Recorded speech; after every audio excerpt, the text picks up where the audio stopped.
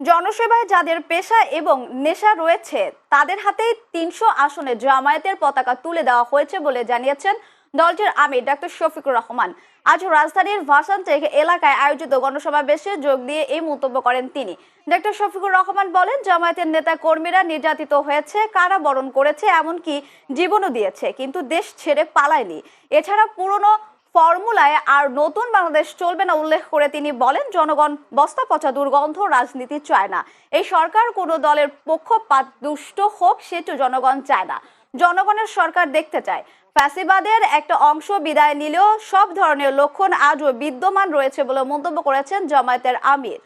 তাদের নেতৃত্বে বাংলাদেশে শিশু থেকে বৃদ্ধ, নারী থেকে পুরুষ, সকল শ্রেণী পেশার মানুষ জীবন বাজি রেখে খোলা গুলি এবং আগুনের মুখে তারা লড়াই করেছিল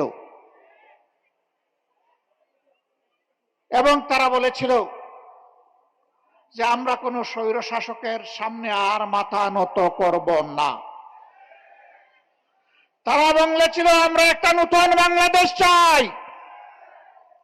তারা বলেছিল আমরা একটি দুর্নীতি দুঃশাসন মুক্ত মানবিক বাংলাদেশ চাই। আমাদের ছাত্র যুব সমাজের আকাঙ্ক্ষা ছিল আমরা একটা উন্নত শিক্ষা ব্যবস্থা চাই।